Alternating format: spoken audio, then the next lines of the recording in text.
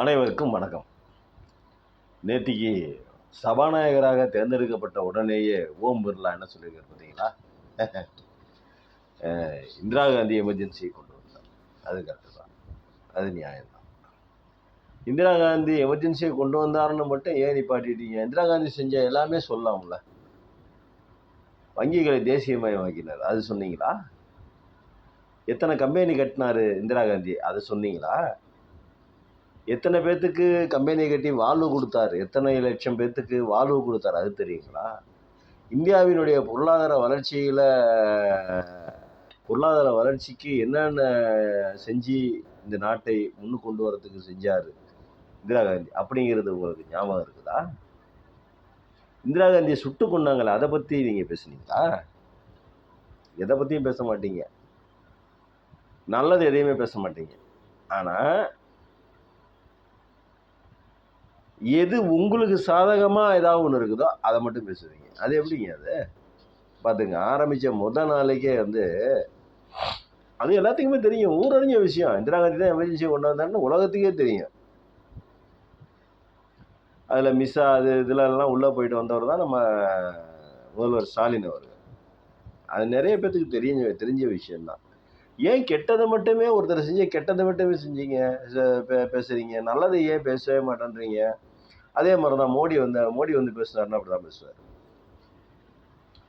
இந்த நாடு நாசமாக போகிறதுக்கு காரணமே ஜவஹர்லால் நேரு. அப்படி டமார்னு என்னையா எதுக்கு எடுத்தாலும் ஜவஹர்லால் நேரு. இப்போ இங்கே சொல்கிறாங்க பார்த்தீங்களா, அந்த கட்சிக்காரங்க எங்கேயோ உட்காந்து ஒரு ஆள் சொல்கிறாருல்ல, அண்ணாமலைன்னு ஒரு ஆள் சொல்கிறாரு. என்ன சொல்கிறாரு?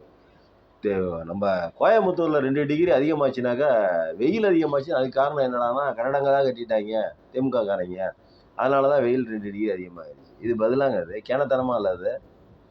இது கேனத்தனமாக இருக்கா இல்லையா? ஏன்னா வெயில் 2 டிகிரி ஆகிடுச்சுனாக்கா அதில் உள்ள ஏசி சொல்லு, கட்டடங்கள் தான், அது இல்லைன்னு சொல்லலை, மறுக்க முடியாது. அதுக்காக பீகார் மாதிரி அப்படியே போட்டுடலாமா? வளர்ச்சியே இல்லாமல் மக்களுக்கு வளர்ச்சின்னு ஒன்று வேணும்ல. வளர்ந்த நாடுகள் தான், அமெரிக்காவிலேருந்து, துபாயிலேருந்து, சிங்கப்பூர்லேருந்து எவ்வளோ நாடுகள் வளர்ந்து தான் நிற்கிது. எல்லாம் நூற்றுக்கணக்கான மாடிகளை அடுக்கு மாடிகளை கட்டி கொண்டு தான் இருக்கிறார்கள். அது வளர்ச்சி தான், விவசாயம் பண்ணணும் தான், இல்லைன்னு சொல்லலை. அதுக்காக அப்படியே விட்டுடலாமா? இன்னும் அதே மாதிரி கோமணத்தை கட்டிக்கிட்டு தமிழ்நாட்டில் வாழணும், அப்படி தான் அண்ணாமலை நினைக்கிறார் போது. கோமணத்தை கட்டிக்கிட்டு விவசாயத்தை பண்ணிக்கிட்டு விவசாய கூலிகளாக நூல் போட்டவங்களுக்கு ஒத்துழைமைகளாக இருந்துக்கிட்டு வாழணும் அப்படின்னு தான் அண்ணாமலை நினைக்கிறார். இப்படி தான் நம்ம புரிஞ்சிக்க வேண்டியிருக்குது. இதே மாதிரி தான் இப்போ இவர் அண்ணாமலை எப்படி பேசுகிறோம், அதே மாதிரி தான் மோடியும் எப்போ போய் பேசுனாலும் இதுக்கு எல்லாத்துக்கும் காரணம் காங்கிரஸ். இது எல்லாத்துக்கும் காரணம் காங்கிரஸ். எந்த பிரச்சனை நடந்தாலும் அதுக்கு காரணம் காங்கிரஸ். இது மோடிகிட்ட இது எப்படி இருக்குது பாருங்கள். எமர்ஜென்சி கொண்டு வந்தது இந்திரா காந்தி அப்படிங்கிறது எல்லாத்துக்குமே தெரிஞ்ச விஷயம். ஆனால் இந்திரா காந்தி செஞ்ச வேறு நல்ல விஷயங்கள்ல இருக்குது சொல்லுங்கள். ஜவஹர்லால் நேரு பண்ண நல்ல விஷயங்கள் அது சொன்னீங்களா? இந்த நாட்டை கட்டமைத்து எதுவுமே இல்லாமல் இருந்த சுதந்திரம் கொடுத்த எல்லாமே அவன்கிட்ட இருந்தது, வெள்ளக்காரன்ட்ட இருந்தது. அவன் எல்லாத்தையும் எடுத்துட்டு நான் சுதந்திரம் பிடி அப்படின்னு சொல்லிட்டு போயிட்டான் அவன் பாட்டுக்கு. அப்படி எதுவுமே இல்லாத நாட்டில் ஒன்றா ஸ்டெப் பை ஸ்டெப்பாக ஒன்று மேலே அடுக்கி இந்த நாட்டை நல்வழிப்படுத்தியவர், நல்பாதைக்கு திரும்பியவர். இன்னைக்கு நம்ம உட்காந்து இப்படி பேசிக்கிட்டு இருக்கோம்னா அது காரணம் அடிப்படை கட்டமைப்பு. அந்த கட்டமைப்பை கொடுத்தவர் ஜவஹர்லால் நேரு. அதை யாரால மறுக்க முடியுமா? ஆனால் சங்கிங்க என்ன பண்ணுறாங்க அப்படின்னாக்கா, கரெக்ட் திரும்பி அவங்களே சொல்லிட்டு இருக்காங்க. இது எப்படி நம்ம புரிஞ்சுக்கிறதுன்னே தெரில. அது எப்படி திரும்ப பேசும்போது மட்டும் மைக் ஆஃப் ஆயிடுது? அவர் என்ன பேசினார்? இந்த மகாத்மா ஜோதிராவ் போலே அவர் அது மாதிரி பெரிய பெரிய தலைவர்களின் சிலையெல்லாம் கொண்டு போய் ஓரத்தில் போட்டுட்டீங்க, அதெல்லாம் கொண்டு வைங்க, நல்லது, பார்க்குறதுக்கு நல்லா இருக்கும் அப்படின்னு நான் சொன்னார். அவர் பேசும்போதே கரெக்டாக மைக் ஆஃப் பண்ணிட்டீங்க. பிரதமர் பேசும்போது மைக் ஆஃப் பண்ணுவீங்களா? எல்லாரும் மைக்கும் கரெக்டாக தானே வேலை செய்யுது, ஏன் அவர் மைக்கு மட்டும் ஆஃப் பண்ணீங்க? அவர் என்ன அப்படி தப்பாக பேசிட்டாரு? அன்பார்லிமெண்ட் வேறு ஏதாவது யூஸ் பண்ணாரா? என்னையா அவங்க ஜனநாயகம்? என்ன அவங்க ஜனநாயகம்னா ஒன்றும் புரியலை. என்ன அவங்க ஜனநாயகம்? இப்படிதான் ஒரு ஒடுக்கப்பட்ட சமூகத்திலேருந்து வந்த ஒரு எம்பி பேசும் பொழுது அவருடைய மைக்கை ஆஃப் பண்ணுறது, அவர் ஏதோ தப்பாக பேசின மாதிரியே அந்த அந்த சுச்சுவேஷனை கிரியேட் பண்ணுறது. இதெல்லாம் என்ன கேடுகட்ட ஜனநாயகம்னு தெரியல. இந்த தொடர் முழுவதும் சஸ்பெண்ட் பண்ணியிருக்காங்க. சட்டசபை கூட்டத்தொடர்கள் இந்த தொடர் முழுவதும் சஸ்பெண்ட் பண்ணியிருக்காங்க அதிமுக எம்எல்ஏக்களை. காரணம் கள்ளச்சாராயம். விஷச்சாராயம் குடித்து இறந்தவங்களுடைய பிரச்சனையை பேசுறதுக்கு அவங்க முன்னுக்கு வந்தாங்களாம். அதனால் பேச விடலையா, அதனால் சஸ்பெண்ட் பண்ணியிருக்காங்களாம். சிபிஐ விசாரணை கேட்குறாங்க. ஏன் சிபிசிஐடி விசாரணை சரியில்லையா? எப்படி நீங்கள் முடிவு பண்ணீங்க? இப்போங்க சிபிசிஐடி விசாரணை பண்ணி அதெல்லாம் இவங்களால் பண்ண முடியலை, சரியாக வரல அப்படின்னா தான் சென்ட்ரல் போர்டுக்கே போகணும். நீங்கள் ஸ்டேட் போர்டில் தான் சிபிசிஐடி இருக்குது. அவங்க விசாரிக்கிறாங்க. விசாரிக்கிறதுல என்ன குறை இருக்குது, என்ன நிறை இருக்குது? இதை நம்ம எப்படி புரிஞ்சுக்கிறது?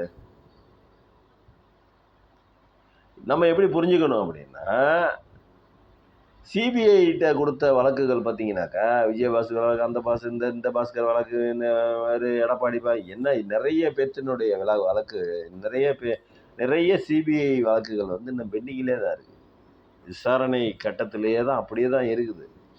அதுக்கு சரியான ரிசல்ட் சொல்ல கோர்ட்டில் இந்த மாதிரி நாங்கள் விசாரிச்சிட்டோம், இது விசாரணை அறிக்கை, இந்த விசாரணை அறிக்கையின் முடிவு இதுதான் அப்படின்னு சொல்லிட்டு இது வரைக்கும் எதுவுமே சொல்லலை அப்படிங்கிறத தரவுகள்லாம் சொல்லுது.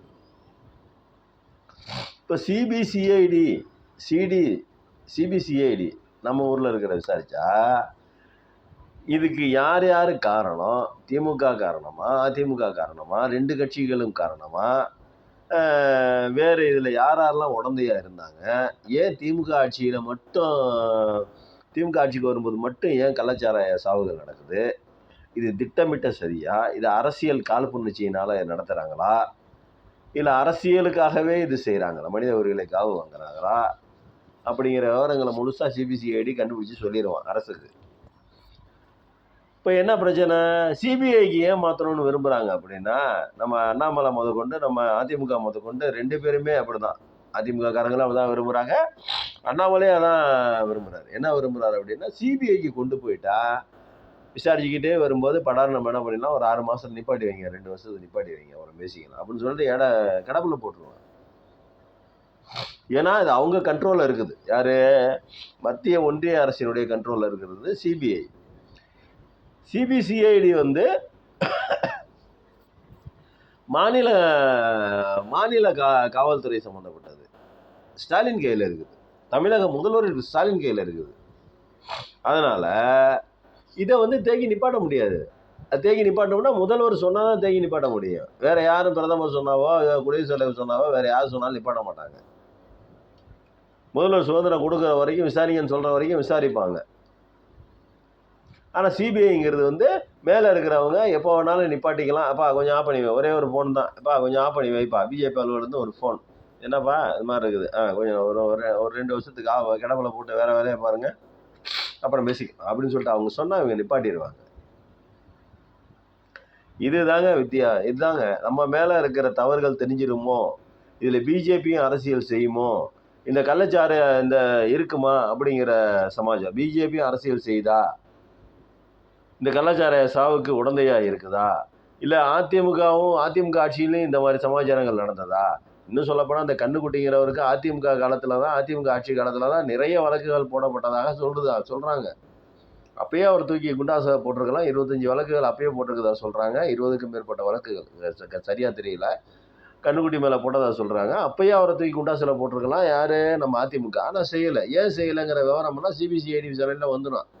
ஆனால் சிபிஐக்கு போனிச்சுன்னா இதெல்லாம் டக்குன்னு அந்த பர்டிகுலர் டைம் வரும்போது கொஞ்சம் ஆஃப் பண்ணி வைங்க, 2 வருஷத்துக்கு அப்புறம் பேசிக்கலாம்னு சொல்லிட்டு ஆஃப் பண்ணி கிடப்பில் போட்டுவாங்க. இது ரிசல்ட்டே வராது. இதுக்காக தான் சிபிஐக்கு மாற்றுங்க. சிபிசிஐடி மாநில சிபிசிஐடி போலீஸார் விசாரிக்கக்கூடாது, சிபிஐக்கு மாற்றணுங்கிறது எதுக்குன்னா அவர்கள் நினைத்த நேரத்தில் நிறுத்தி விடுவதற்காகத்தான். இல்லை 2 வருஷத்துக்கு ஆஃப் பண்ணி போடுங்க, 1 வருஷத்துக்கு ஆஃப் பண்ணி போடுங்க அப்படின்னு சொல்கிறதுக்காக தான். அப்படின்னு தான் நம்ம புரிஞ்சிக்க வேண்டியிருக்குது. உண்மை நிலவரம் என்ன அப்படின்னு சிபிஐ விசாரணைக்கு போடுறோம், அவங்களுக்கு தான் தெரியும். இது நம்மளா புரிஞ்சுக்கிறது. அப்புறம் நம்ம ஜெயக்குமார் நல்லா பேசுவார், முன்னாள் மீன் வளத்துறை அமைச்சர் நினைக்கிறேன். அவர் நல்லா பேசுவார். என்ன பேசினாருன்னா, எப்பயுமே நல்லா தான் பேசுவார் அவர். கொத்தடிமைகள் என்பதை நிரூபித்து விட்டனர் திமுக எம்எல்ஏக்கள். ஏன்டா என்ன சமாச்சாரம் அப்படின்னு கேட்டால், இன்ப நிதிக்கு கூட அவங்க சேவை செய்வாங்க. திமுக குடும்பத்துக்கு, அதாவது ஸ்டாலின் குடும்பத்துக்கு சேவை செய்கிறாங்களாம். ஸ்டாலினுடைய குடும்பத்துக்கு இவர்கள் சேவை செய்கிறார்களாம். யாரு? திமுக எம்எல்ஏக்கள். இன்ப நிதிக்கு கூட சேவை செய்வாங்களாம். சரி, செய்யட்டும். அதில் என்ன தப்பு? இதில் என்ன கொத்தடிமைத்தனம் என்ன இருக்குது?